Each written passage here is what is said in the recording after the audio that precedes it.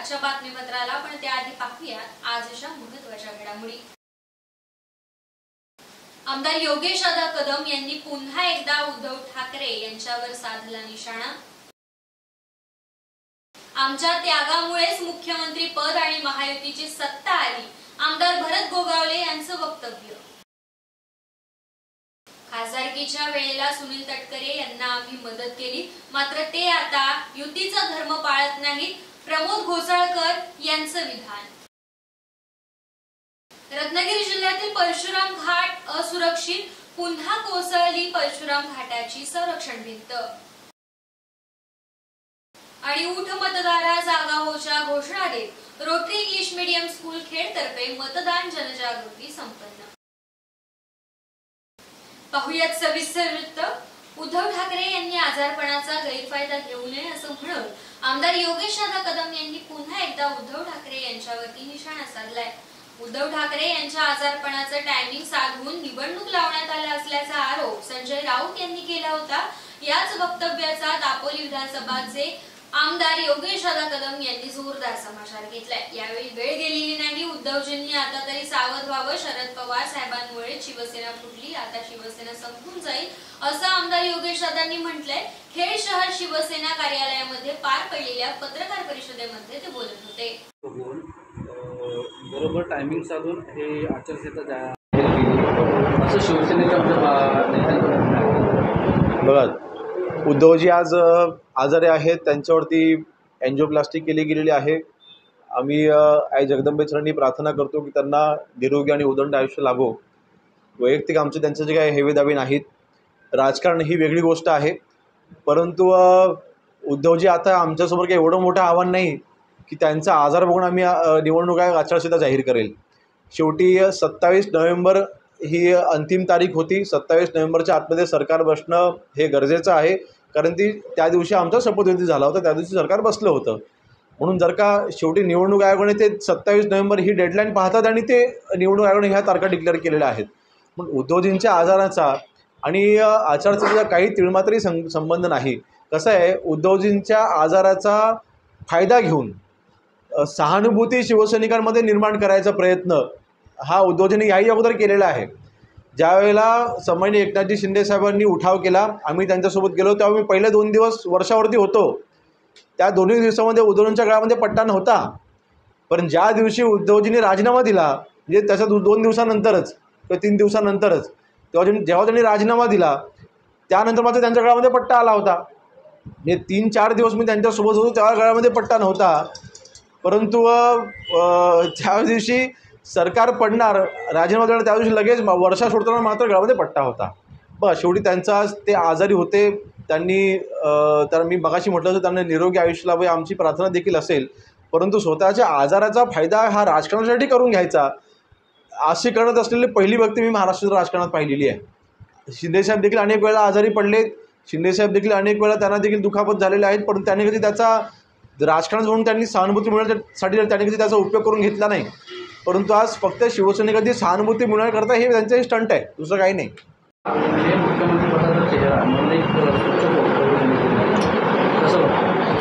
मला वाटतं जर का जयंत पाटील साहेबांना महाविकास आघाडी मुख्यमंत्र्यांचा चेहरा म्हणून जर का ते प्रमोट करणार असतील तर मग आता उद्धवजींची कीव येते। महायुतीचं सरकार राज्यामध्ये 2019ला येणार होतं, परंतु मुख्यमंत्रीच्या खुर्चीसाठी उद्धवजींनी वंदनीय बाळासाहेबांच्या विचारांना तीळमाती दिली आणि ते मुख्यमंत्र्यांच्या खुर्चीवर जाऊन बसले काँग्रेसची साथ घेऊन। आज शरद पवार साहेब असतील किंवा मग काँग्रेसचे नाना पटोले साहेब असतील, आज ते उद्धवजींना त्यांचं उमेदवारी किंवा मुख्यमंत्र्यांचा चेहरा म्हणून ते प्रमोट करायला तयार नाहीत आणि उद्धवजी आता हट्ट करून बसलेत की आता माझीच उमेदवारी जाहीर करा, मलाच मुख्यमंत्र्यांचा चेहरा म्हणून डिक्लेअर करा। परंतु आज खऱ्या अर्थाने शरद पवार साहेबांचं राजकारण हे उद्धवजींच्या लक्षात येईल। ज्या वेळेला उद्धवजी ठाकरे हे महाराष्ट्रामधून पूर्णपणे संपतील त्या दिवशी खऱ्या अर्थाने जे त्यांच्यासोबत त्यांचे मित्रपक्ष आहेत हे त्यावेळेला निश्वास सोडतील असं माझं मत आहे। तर आमदार भरत गोगावले यांनी पत्रकारांशी संवाद साधत अनेक महत्त्वाच्या मुद्द्यांवरती भाष्य केलंय। अमित शहा यांनी केलेल्या त्याग मुद्द्यावरती बोलत गोगावलेंनी आमच्या त्यागामुळेच मुख्यमंत्री पद आणि महायुतीची सत्ता आली असं स्टेटमेंट केलंय। तर विधानसभा निवडणूक तयारीवरती भाष्य करताना त्यांनी एकही गाव, एकही वाडी, एकही वस्ती विकासापासून वंचित राहिलेली नाही अशी प्रतिक्रिया दिली आहे। तसेच प्रतिस्पर्धी स्नेहल जगताप यांच्या समोर आपणच बाजी मारणार असल्याचा विश्वास देखील आमदार भरत गोगावले यांनी व्यक्त केलाय। सध्याचा चर्चेचा आणि विरोधकांच्या टीकाटिप्पणीचा विषय असलेल्या लाडकी बहीण योजनेवर देखील त्यांनी मोठा विश्वास व्यक्त करत विधानसभा निवडणुकीत लाडकी बहीण योजनेचा चांगला प्रभाव पडेल असं त्यांनी म्हटलंय। तर श्रीवर्धन मतदारसंघ महायुती संघर्ष आणि कर्जत खालापूर मतदारसंघ महायुती संघर्ष या दोन्ही विषयावर देखील त्यांनी आपलं मत व्यक्त केलंय। भेट झालेली आहे त्या दरम्यानमध्ये अमित शहांनी त्यागाची आठवण करून दिलेली आहे। महायुतीच्या ज्या जागा आहेत त्या संदर्भात वाटपामध्ये काही संघर्ष होईल का, कशा पद्धतीने काय सांगाल अमित शहांच्या विधानावर? अजिबात संघर्ष नाही। त्यांनी जसा त्याग केला तसा आम्ही पण त्याग केला ना, का आम्ही नाही त्याग केला? जर आम्ही त्याग केल्यामुळेच हा आम्हाला मुख्यमंत्रीपद मिळालेलं आहे आणि महायुतीची सत्ता आलेली, त्याच्यामुळे प्रत्येकाची भूमिका ही योग्य आहे। आणि आता निवडणूक आहे, त्याला सगळ्यांनी मिळून मिसळून करायचं आहे। महायुतीची सत्ता जर परत आणायची असेल तर मग सगळ्यांनी एकत्र येणं गरजेचं आहे। शेठ, मला सांगा की आता विधानसभा निवडणुकीचं बिगुल वाजलेलं आहे। आमदार म्हणून चौथ्यांदा आपल्याला संधी का द्यावी? काय असे विशेष कामं आहेत? काय मतदारसंघाचा विकास, महाराष्ट्राचं काय विजन विकासाचं? पहिला तर मुद्दा हे आलेले जनता जनार्दन, आमची गोरगरीब जनता, हे पहिलं आमचं विजन आहे। एकी गाव, एकी वाडी आणि एकी वस्ती विकासापासून वंचित नाही आहे, पहिला मुद्दा लक्षात ठेवा। त्यानंतर ज्या लाभाच्या योजना आहेत, एस टीला अर्ध तिकीट, लेक लाडली लखपती, मुख्यमंत्री लाडकी बहीण, मुलींना मोफत शिक्षण, मुलांना स्टॅपिट, त्यानंतर ज्या शेतकऱ्यांना 12,000 रुपये मुख्यमंत्री आणि पंतप्रधानांचे 6,000, 4 वर्ष रॅशन आम्ही फुकट देतो आणि पुढचे 4 वर्ष रॅशन आम्ही फुकट देणार आहोत। ह्या सगळ्या विजनला बदला आत्ताच आपण पाहिलं, वाळवळकरला आत्ता मी पेशंट पाठवला एन्जिओग्राफी, एन्जिओप्लास्टिक करायला, मुख्यमंत्री सहायता निधी, महात्मा ज्योतिबा फुले ह्या योजनेतून आपण त्यांना मदत करतो आहे। तर असा एकही घटक नाही आहे की त्याला कुठल्या मदतीपासून वंचित राहील। आणि म्हणून करता चौथ्या वेळेला का असावा, तर जनतेची सेवा करणारा आमदार असावा, तो जमिनीवरनं चालणारा असावा, म्हणून आम्ही पुन्हा चौथ्यांदा उभा राहतो। शेठ, मला सांगा, आपल्या प्रतिस्पर्धी म्हणून माणिकराव जगताप यांच्या कन्या स्नेहल जगताप आहेत। आव्हान ठरेल, महाविकास आघाडीचे नेत्यांच्या सभा देखील या ठिकाणी होण्याची चिन्ह दिसत आहेत, आव्हान ठरेल का? महाविकास आघाडीच्या सभा ह्या प्रत्येक इलेक्शनला झालेल्या आहेत, तसे ह्या वेळेला पण होतील, त्याला काळजी करायचं काय कारण नाही आहे। तुम्हाला सांगू इच्छितो की त्यांच्या सभा होऊ द्या, मिटिंगा होऊ द्या, नाही तर आणि काय होऊ द्या, ज्यावेळेला जनतेच्या मनामध्ये असतं ना भरत शेठला निवडून द्यायचं, तेव्हा त्यांनी काही करू द्या, भरत शेठ चौथ्यांदा। शेठ, महाराष्ट्रामध्ये ज्या पद्धतीनं लाडकी बहीण योजना राबवली, निवडणुकीच्या तोंडावर ही योजना राबवल्याची टीका विरोधकांनी केली, प्रभाव कसा ठरेल मतदानामध्ये? अत्यंत चांगला प्रभाव आहे। तुम्ही महिलांना विचारायचं, आम्हाला विचारण्यापेक्षा ज्या लाडक्या बहिणींना जे काय दर महिना पैसे मिळत आहेत त्यांना विचारायचं, बाबा तुमचं काय मत आहे, काय म्हणणं आहे। आणि म्हणून विरोधक हे विरोधक आहेत, त्यांनी जर काय टीका टिप्पणी नाही केली त्यांना विचारणार कोण? आणि मग तुमचं हे चालणार कसं? आणि म्हणून तुम्हाला सांगतो की त्यांनी किती टीका टिप्पणी करू द्या, त्याला आमचे कार्यकर्ते सामोरं जातील। शेठ, श्रीवर्धन मतदारसंघामध्ये संघर्षाची ठिणगी पडण्याची शक्यता आहे, तसे वादळापूर्वीची शांतता दिसत असली तरी भविष्यात हे वादळ घोंगावण्याची चिन्ह दिसत आहेत। काय सांगाल, पक्षप्रविरोध आहात शिवसेनेचे, हा वाद कसा मिटू शकतो? ज्या पद्धतीने प्रश्न असा आहे, आम्ही तर ठरवलेलं आहे की महायुतीच्या 7च्या 7 जागा ह्या निवडून यायला पाहिजेत, त्यात 3 आमच्या, 3 BJPच्या आणि 1 राष्ट्रवादी काँग्रेसची। प्रत्येकाने आपापल्या कार्यकर्त्यांना, आपापल्या पदाधिकाऱ्यांना सांभाळणं गरजेचं आहे। जसं आम्ही खासदारकीच्या वेळेला सांभाळलं तसं प्रत्येकाने सांभाळावं आता आमच्या पण काही ठिकाणी थोड्या चर्चा चालू आहेत, पण मुख्यमंत्री आणि राष्ट्रवादी काँग्रेस BJP आम्ही सगळे बसून त्या संपवण्याच्या तयारीत आहोत. त्याच्यामुळे मला असं वाटतं आहे की अशा काय अडचणी होणार नाही आहेत आणि तसे जर काय असेल तर आम्ही बसून ते मिटवू. कारण ती सीट श्रीवर्धनची ही आदितीताईला दिलेली आहे, त्यांच्या पक्षाला ती आलेली आहे आणि ती आम्ही त्यांना निवडून आणून देऊ. जसं आम्ही खासदारकीच्या वेळेला काम केलं तसे माझे तिथले कार्यकर्ते पदाधिकारी हे त्यांच्या वेळेला ते काम करतील. आता आमच्या इथं कोण कसं काय काम करल ते आम्ही बघू. कारण त्यांचे काही कार्यकर्ते थोडासा वेगळा सूर आळवत आहेत, पण अजूनही आम्ही त्याच्यावर काही कमेंट्स केलेली नाही. पण ज्या वेळेला येईल त्यावेळेला आम्ही सामोरं जाऊ.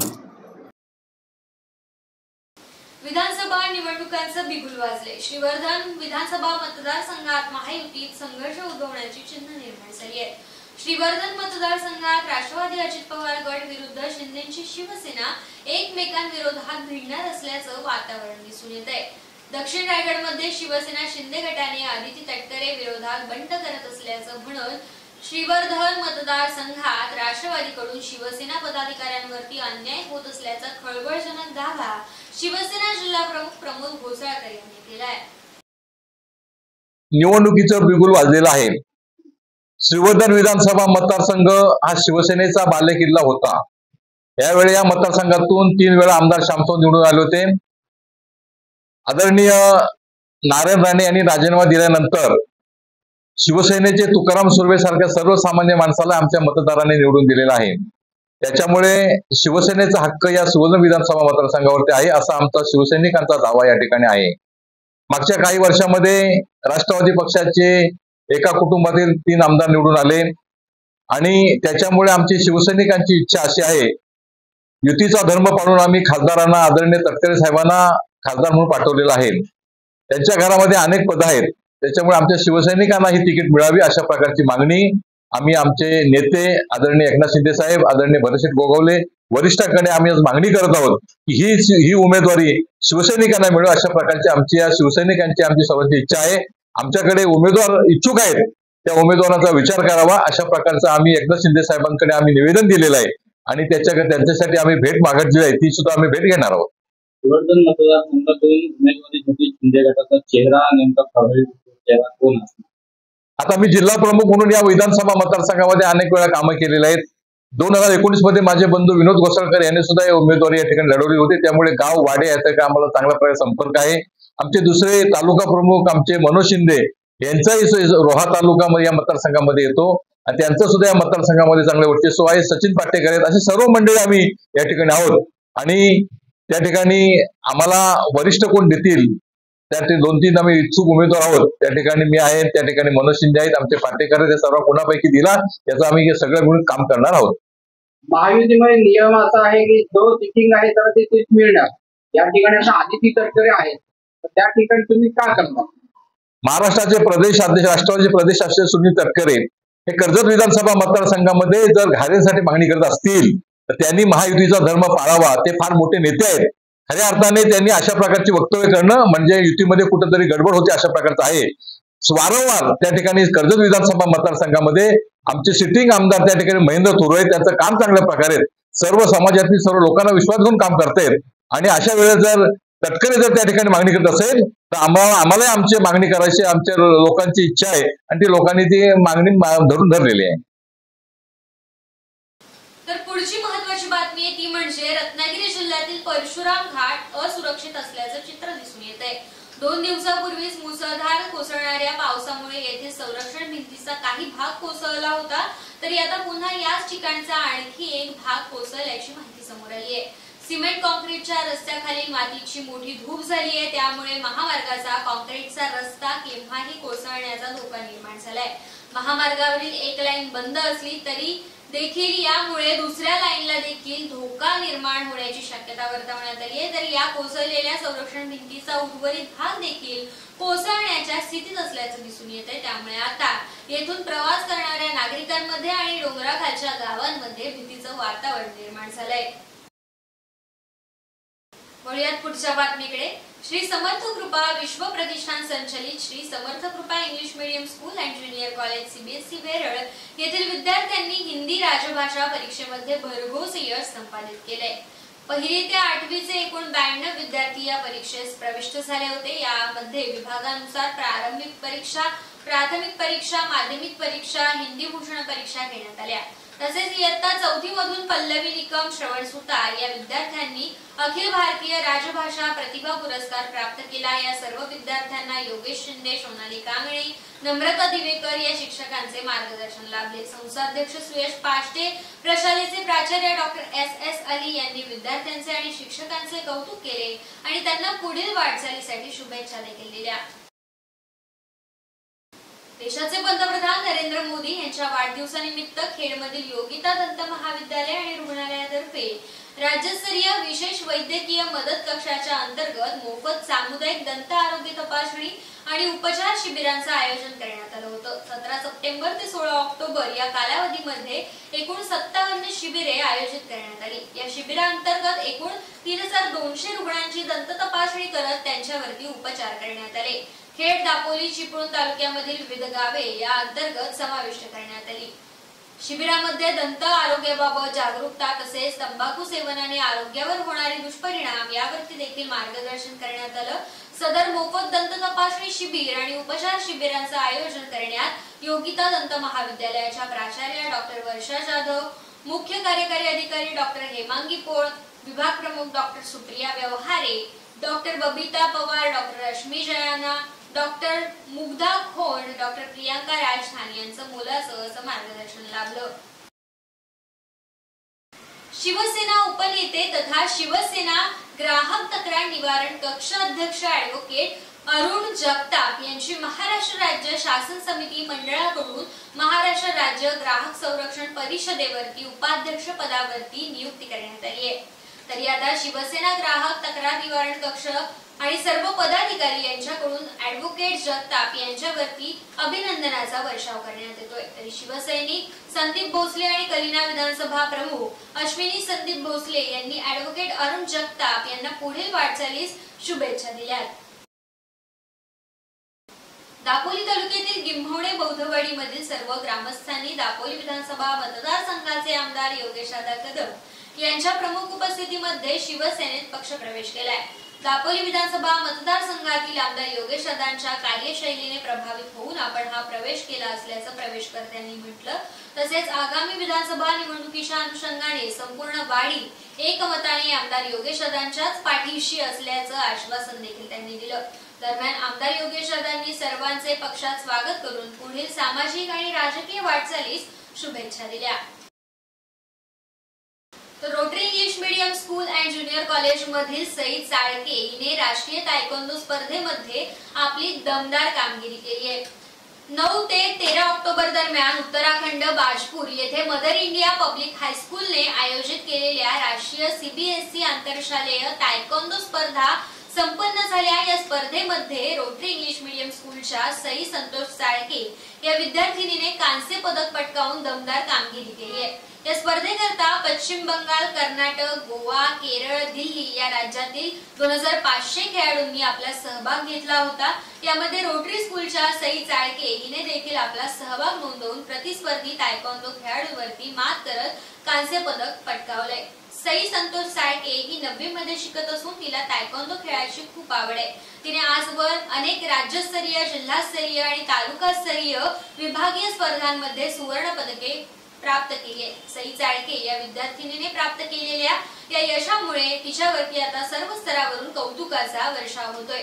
सई हिला क्रीडा शिक्षक, तालुका तायक्वांदो मार्गदर्शक कृणाल चव्हाण यांचे मोलाचे असे मार्गदर्शन लाभले. तरी संस्थेचे चेअरमन विपिनदादा पाटणे, सर्व पदाधिकारी, शाळेच्या मुख्याध्यापिका भूमिता पटेल, शिक्षक, शिक्षकेतर कर्मचारी यांनी सई चाळकेचे अभिनंदन करून तिला पुढील वाटचालीस शुभेच्छा देखील दिल्या.